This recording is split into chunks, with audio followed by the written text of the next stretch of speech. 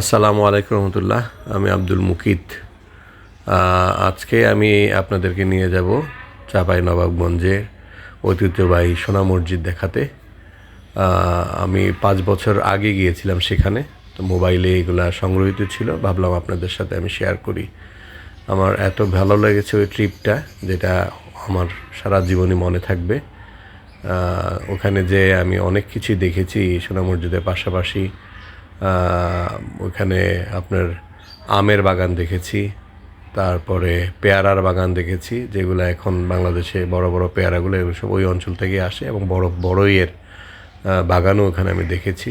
5-7 দিন ওখানে আমি ছিলাম, অনেক বড় ভাইয়ের সাথে আমি গিয়েছিলাম। এটা আমার জন্য একটা স্মরণীয় ট্রিপ ছিল।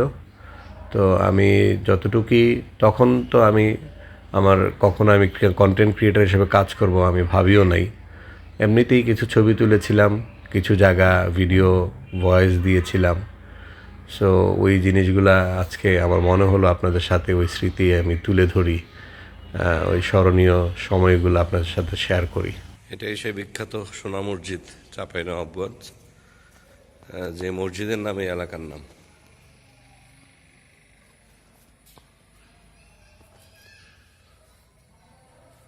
এখানের ওয়ালের কারুকার্য দেখে অবাক হতে হয়। ওই সময় কি ধরনের স্থাপত্য শৈলী ছিল, অবিশ্বাস্য। এই যে ওয়ালের কারুকার্যগুলা দূর থেকে দেখলে এগুলা মাটির মনে হয়, সবগুলোই মনে হয় পাথরের।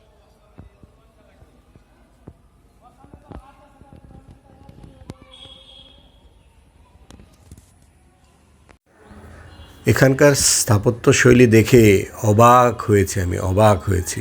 মানে এত সুন্দর কারুকার্য, এত সুন্দরভাবে কাজ করা, এত বড় বড় মিম্বর।